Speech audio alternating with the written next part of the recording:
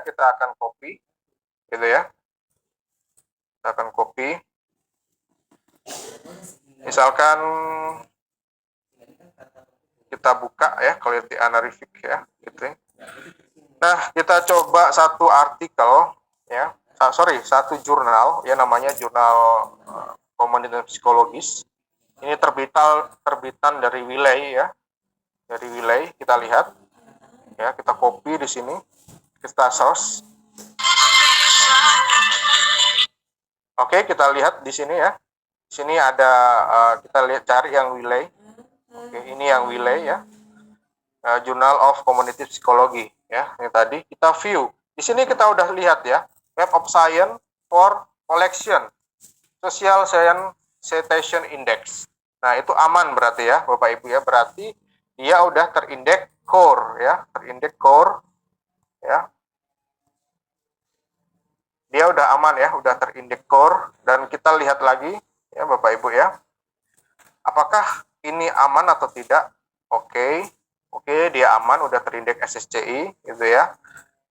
Nah, ini tahun berapa, dia udah impact-nya berapa, itu ada di sini semua ya Bapak Ibu ya. Tinggal dilihat ya, ini impact-nya 0,86 tahun 2020 ya. Ini kalau mau jadi profesor udah lebih gitu ya, boleh, bisa gitu ya, jadi profesor gitu.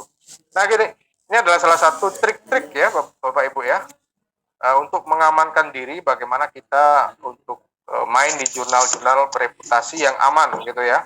Ya, beberapa hal di Taylor and Francis ya, di Wiley gitu ya, itu boleh kita pakai ya untuk mengantisipasi dari peredaran jurnal predatory. Nah, itu ya. Nah, Bapak Ibu, kita juga harus cek ya, jurnal itu cepat atau tidak. Kita harus cek ke web biometriknya ya, jurnal metrik. Misalkan gini ya, saya akan masuk ke jurnal ini, berapa lama sih kita diterima di jurnal ini ya, kita lihat dulu gitu ya.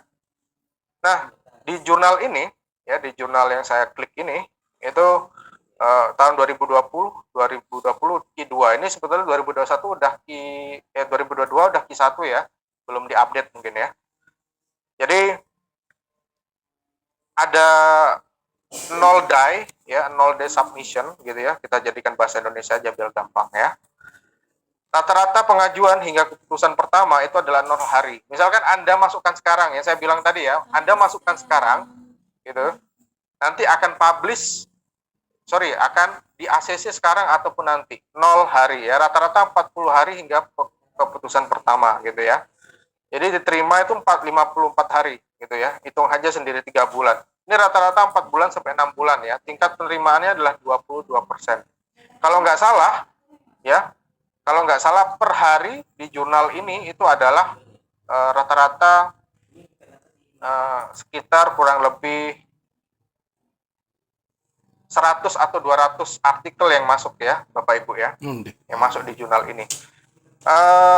Ada satu jurnal, ada satu artikel yang saya dengan mahasiswa saya S1 ya, udah publish di sini ya Bapak Ibu, itu sekitar kurang lebih ya, ini ya.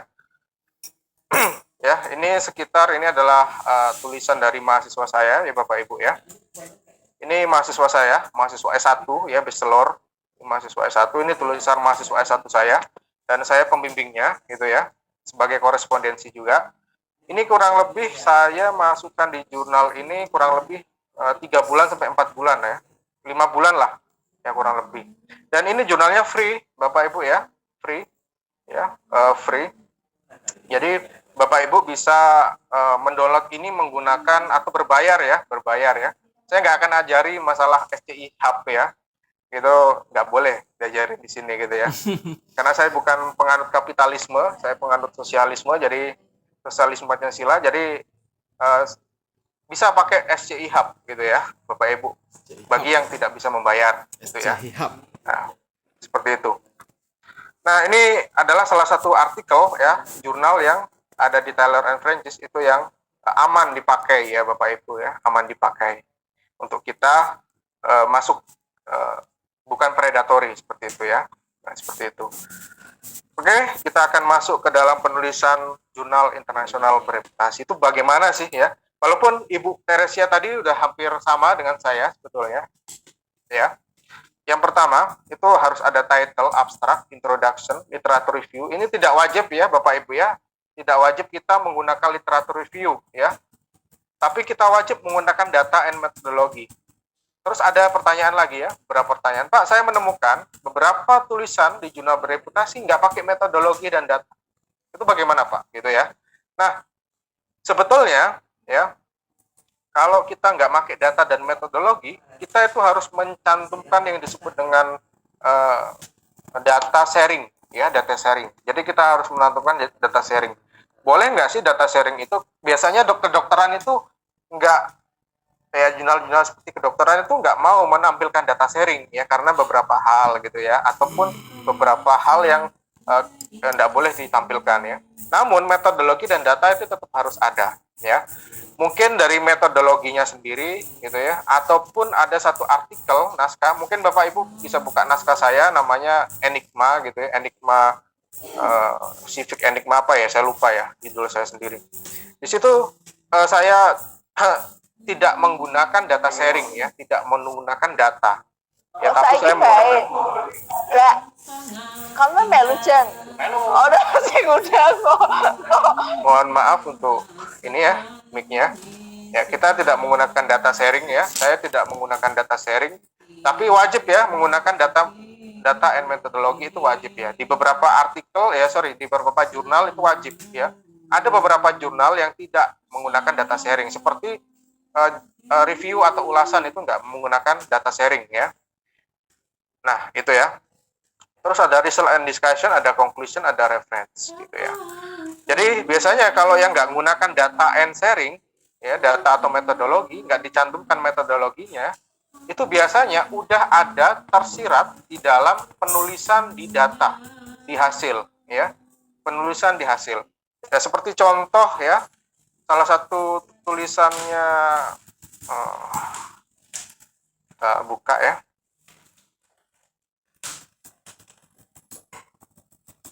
Nah, salah satu tulisan teman saya ini, ya, itu karena ini nggak pakai, nah ini nggak pakai data and sharing ya, nggak pakai metodologi, yaitu nggak pakai metodologi ya, dan yang dipakai itu adalah abstraknya, adalah abstrak tidak terstruktur. Nah, ini ya, kadang-kadang kita, tapi kalau yang masih belajar, pakai aja data and metodologi gitu ya, karena agak susah kita nanti menjelaskan kepada editor kalau kita tidak menggunakan metodologi. Nah, title ya. Title di jurnal-jurnal yang bereputasi itu rata-rata agak unik ya, menarik dan agak unik ya. Contohnya salah satu jurnal ya yang yang saya share di sini. Saya contohkan jurnalnya, ya ini ya, artikelnya. Ya, di Q1. Every time when I make a mistake in class gitu ya.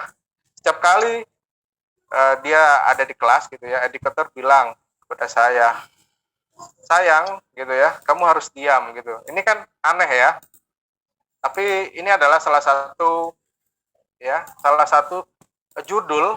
Ini judulnya, ini judul aslinya itu di sini ya, judul aslinya itu di sini. Ini hanya pemanis. Rata-rata orang antropologis, orang etnografi, antropologi, psikologi itu rata-rata memakai judul-judul yang seperti ini gitu ya. Namun Bapak Ibu yang bukan bidangnya di situ atau di humaniora boleh ya memakai judul-judul seperti ini ya. Jadi judul itu yang unik ya, yang mungkin berbeda gitu ya, atau puitis itu juga boleh gitu ya. Boleh ya, seperti itu.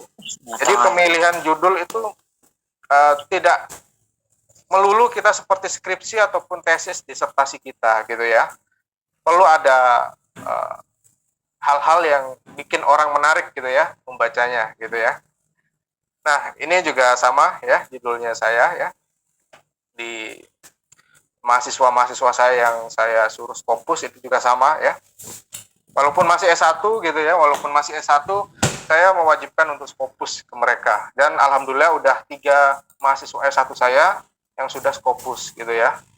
Dan banyak yang sudah melanjutkan juga di perguruan tinggi S2-nya.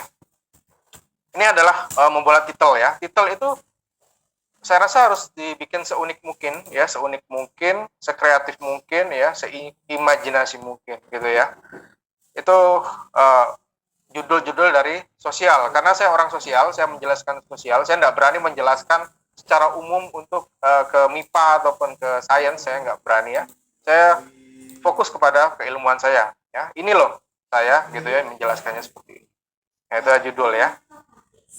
Terus yang abstrak ini ya, ada abstrak terstruktur ya Bapak Ibu ya. Abstrak terstruktur ini seperti biasanya, ada tujuan, ada cara ya. Kadang-kadang ada yang disebut dengan problem statement dulu gitu ya. Kalau Bapak Ibu baca di abstrak yang saya bikin biasanya ada namanya problem statement.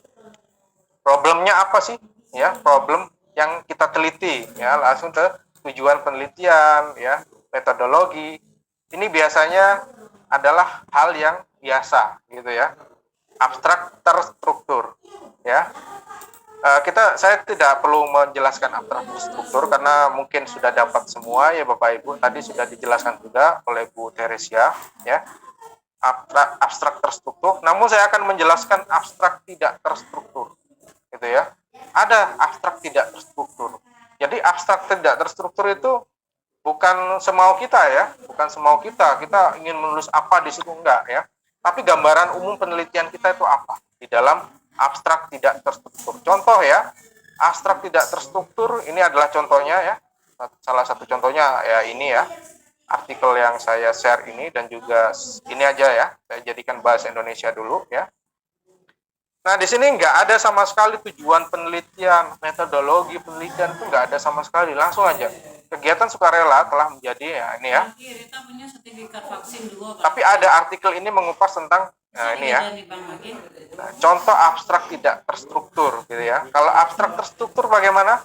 Ya, abstrak terstruktur ini adalah seperti ini ya. Contohnya ya.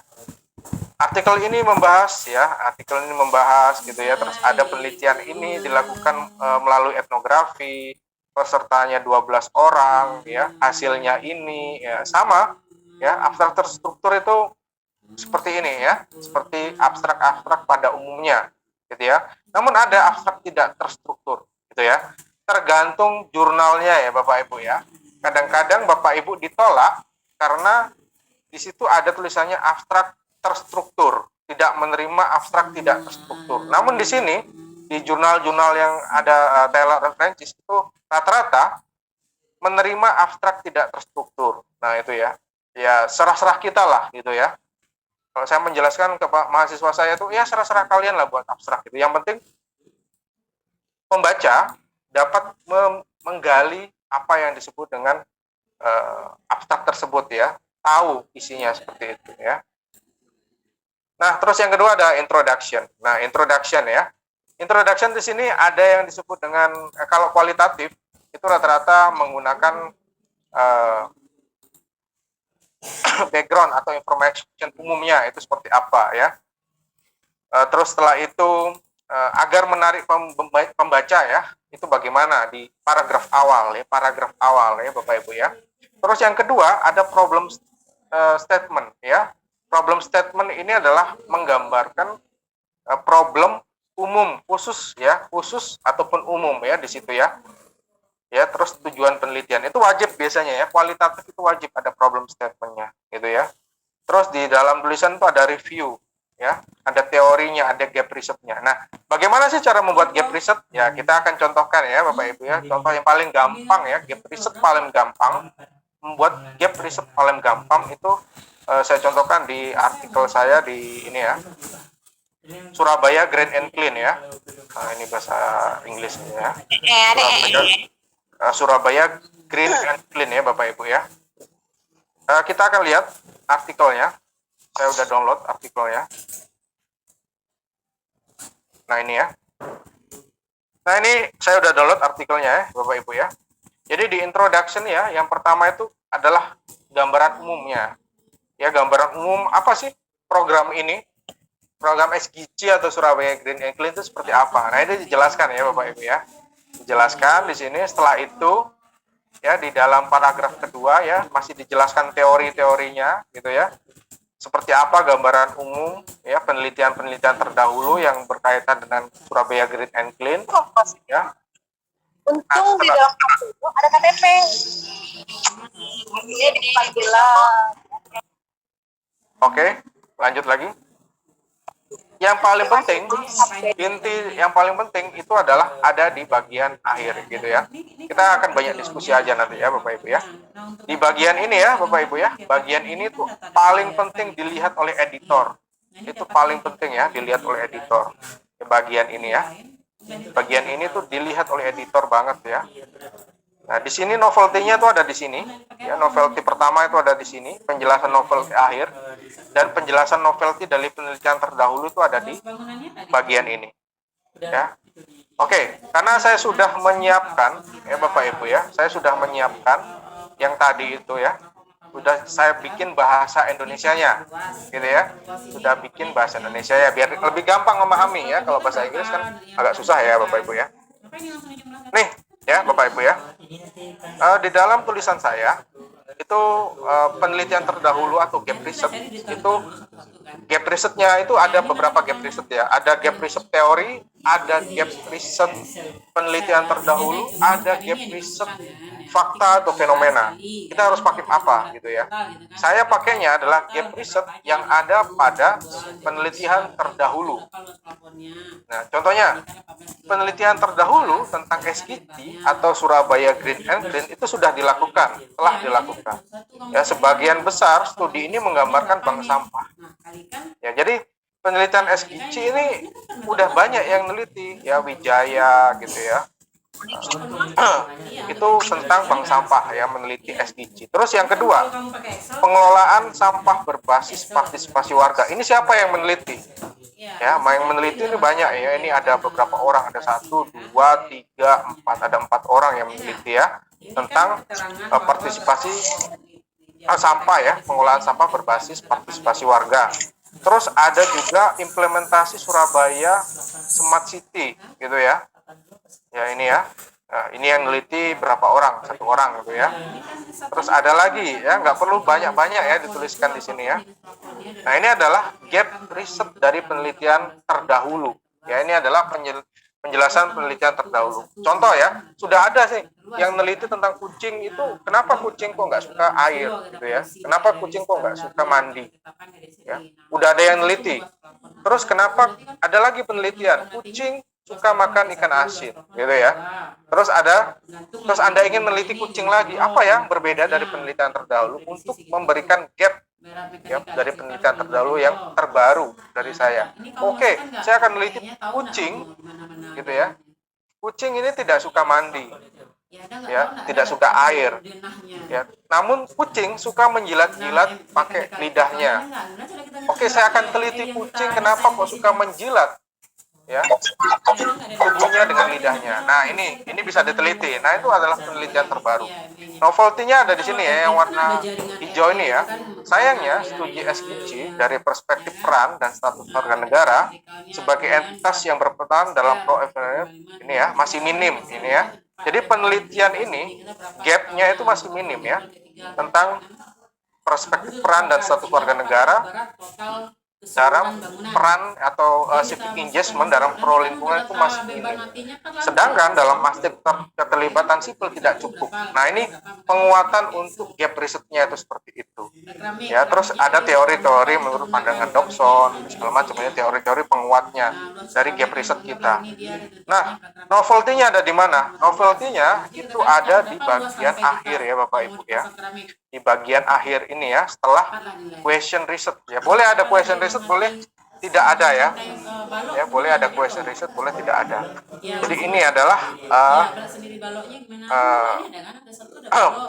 ini adalah penelitian terdahulunya, novelty-nya penelitian terdahulu. Ini adalah novelty dari penelitian terdahulu, itu ada di sini ya Bapak Ibu ya.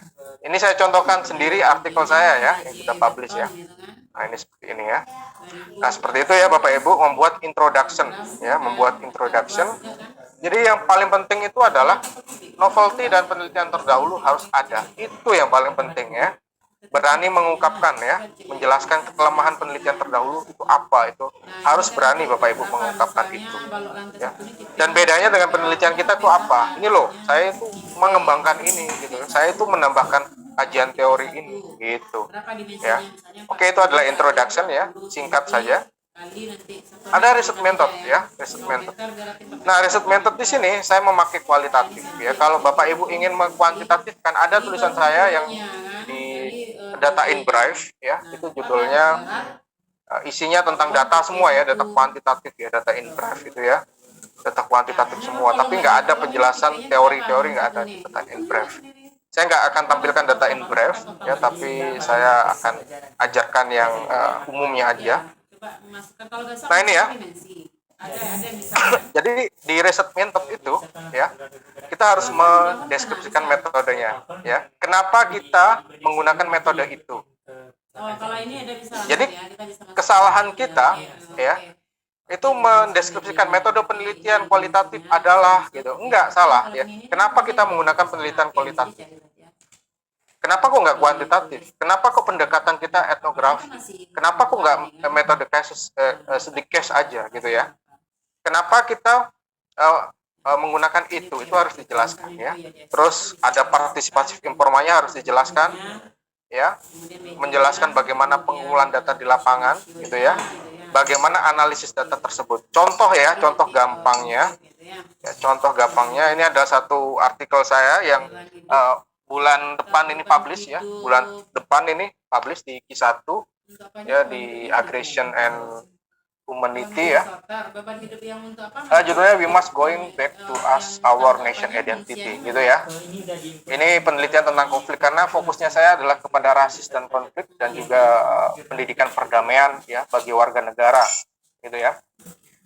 Jadi di sini di dalam metode ya, di dalam metode itu ada information background gitu ya, information background. Jadi backgroundnya bagaimana sih backgroundnya? Kita jelaskan backgroundnya itu bagaimana gitu ya.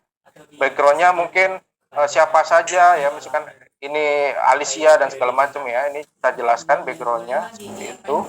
Terus data kolektifnya kita jelaskan gitu ya, backgroundnya kita jelaskan ya, ini udah kita jelaskan. Data kolektifnya itu bagaimana ya, kolektif data dan analisisnya itu bagaimana. Saya menggunakan survei dan interview dan kita mendapatkan 20 orang ya di dalam interview tersebut ya, untuk di dalam diwawancarakan.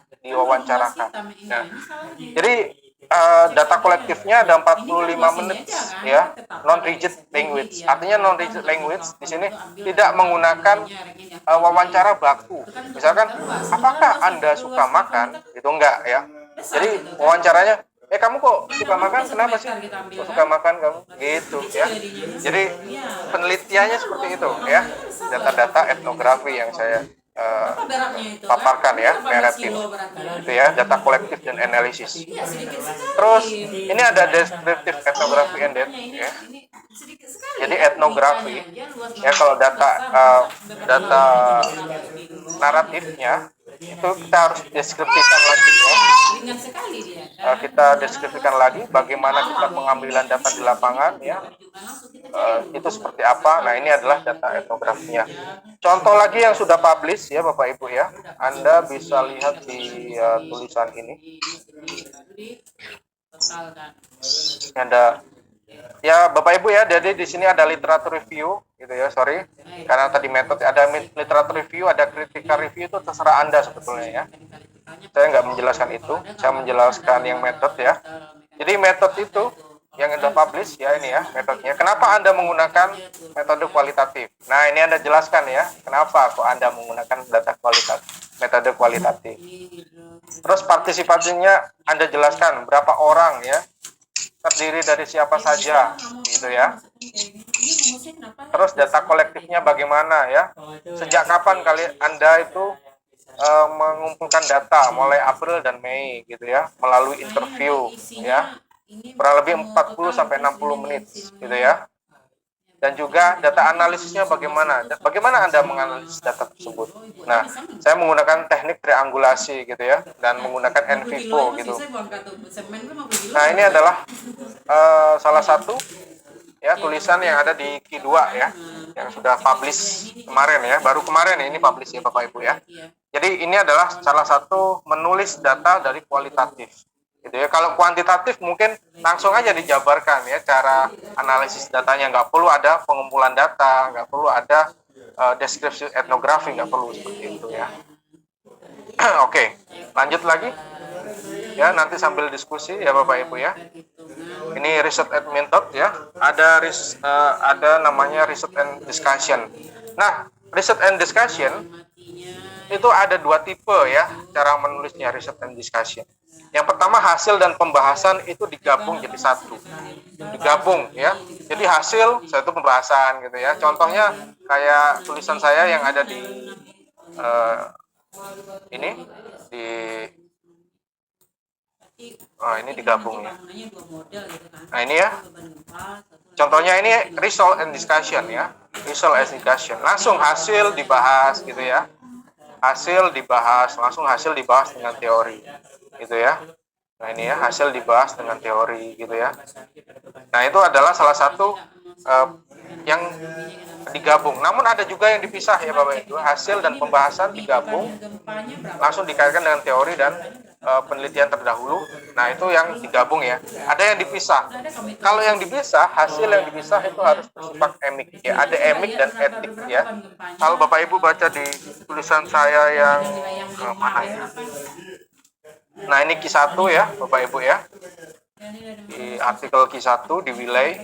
Nah di situ ada statement. Di situ harus ada statement etik, emik dan etik gitu ya. Statement emik dan etik itu biasanya orang-orang budaya ya Bapak Ibu ya. Jurnal-jurnal budaya itu ada etik dan emik ya. Artinya kalau emik itu adalah sesuatu yang dijelaskan tanpa adanya teori ya. Biasanya orang-orang humaniora dan arts ya dan budaya, antropolog itu rata-rata menggunakan emik ya. Jadi kalau Ibu lihat loh, kok ini bisa publish di jurnal Q1 sih? Padahal referensinya hanya 5, 10 gitu ya. Bukan masalah referensi ya. Kalau emik itu nggak boleh menjudge teori. Tidak boleh dijudge teori. Jadi hasil yang nyata ya itu yang dipakai emik. Ada etik. Kalau biasanya kita pakai etik ya Bapak Ibu ya, pakai etik ya. Hasil kualitatif sosial etnografi itu dibagi dua, ada emik dan ada etik gitu ya. Namun saya biasanya memakai etik ya. Ada yang saya memakai emik, ada di jurnal Wacana itu saya memakai emik ya. Ya Bapak Ibu bisa cek ya di jurnal Wacana itu memakai emik ya. Full di situ adalah tulisan dari apa yang dijelaskan, apa yang kita lihat, apa yang misalkan mantra-mantra itu ditulis gitu ya. Terus bagaimana secara perilakunya orang ditulis seperti itu. Kita nggak boleh menjudge. Contoh ya, contoh LGBT. Contoh kita meneliti LGBT. LGBT itu buruk dalam teori. Teori LGBT itu nggak sesuai dengan nilai-nilai Indonesia gitu ya. Namun kalau kita nulisnya emik, kita nggak boleh menjudge LGBT itu buruk. Ya, LGBT dijelaskan LGBT itu kayak gini loh. Nah kayak gitu. Nah itu adalah salah satu bentuk emik ya. Kalau etik kita sudah tahu kalau etik itu dijudge dengan teori-teori yang berlaku di masyarakat, berlaku pada umumnya itu adalah emik gitu ya. Mungkin kita akan banyak diskusi aja atau tanya jawab aja nanti Bapak Ibu ya. Yang terakhir ada conclusion ya. Sama seperti Bu Teresia tadi yang dijelaskan ya, berisi ringkasan penelitian ya, terus kontribusi apa sih yang menjawab dari problem statement. Jadi nulis ini ya, nulis bagian kontribusi atau nulis conclusion itu dilihat di bagian ini dulu ya Bapak Ibu ya. Contoh ya Bapak Ibu ya, contoh ya. Jadi kita introduction itu masalah umumnya apa dan masalah khususnya. Nah, masalah umum dan khususnya itu akan dijawab ke dalam conclusion tadi. Misalkan saya mengangkat isu lingkungan di dunia itu sudah parah gitu ya. Terus di Indonesia banyak illegal logging, pembuangan sampah sembarangan. Nah, implikasi dari problem statement itulah yang akan kita tulis di sini untuk menjelaskan apa sih penjabaran dari conclusion dan problem statement yang akan kita jelaskan dan kita jawab nanti. Terus ada menjelaskan keterbatasan riset yang dilakukan ya. Contoh keterbatasan riset itu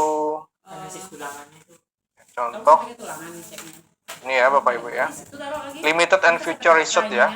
Jadi di sini itu masuk conclusion ya. Jadi apa sih saran untuk peneliti setelahnya? Terus apa sih yang tidak bisa dibahas di dalam penelitian ini. Nah, ini harus ada gitu ya. Itu nggak harus wajib ya, nggak wajib ya Bapak Ibu, tapi lebih bagusnya lebih harus ada gitu ya di dalam conclusion agar jelas tadi ada kontribusi ya, ada kontribusi penelitian, ada implikasi, ada ringkasan ya, yang terakhir itu ada kontribusi atau implikasi dalam penulisan di karya tulis ilmiah. Nah, selama saya main di Q1 dan Q2 ya Bapak Ibu ya, rata-rata saya tidak pernah membayar sepeser pun ya jurnal untuk masukin jurnal itu. Di beberapa jurnal ada yang meminta bayar memang ya, tapi saya tidak pernah masukkan ke situ ya. Saya kebanyakan main di jurnal-jurnal yang saya tadi bilang ya, di top publisher ya, seperti Sage ya, saya punya satu naskah di Sage. Di Taylor and Francis saya sudah punya 4 di Taylor and Francis ini ya, naskah. Di Millay saya sudah punya 4, di Elsevier saya sudah punya 2, dan sebentar lagi ada satu artikel lagi yang akan publish ya di situ. Nah, mungkin itu adalah strategi atau tips ya. Yang terakhir ya Bapak Ibu ya, yang terakhir ya, sebelum Anda masuk ke dalam jurnal-jurnal tersebut, itu wajib Bapak Ibu tulis namanya cover letter. Cover letter ya Bapak Ibu, itu wajib ya. Itu wajib banget cover letter ya. Jadi cover letter itu isinya ya seperti saya, we was to submit original research article and title gitu ya, dalam jurnal Aggression and Violent Behavior gitu ya contohnya. Nah, ini kita tulis ya judulnya. Terus yang paling penting itu adalah paper Anda itu menggambarkan apa sih ya, Anda itu menggambarkan apa. Terus ada statement no potential conflict of interest what's preferred by the author. Jadi saya tidak punya kepentingan ya, konflik kepentingan dalam menulis artikel ini maupun kepada reviewer maupun editor. Nah, seperti itu. Nah, ini sangat penting banget ya cover letter ya digunakan. Kalau Anda salah menulis cover letter kadang-kadang di reject gitu ya. Tapi kalau yang jurnal yang baik itu kadang-kadang dia masih menerima ya, walaupun cover letternya itu nggak ada gambaran umumnya gitu ya. Nah, yang penting itu adalah cover letter dan naskah nanti. Itu adalah pintu pembuka ya bagi kita akan menulis atau mempublikasikan di jurnal-jurnal bereputasi yang non predator. Pasti ada cover letternya seperti itu.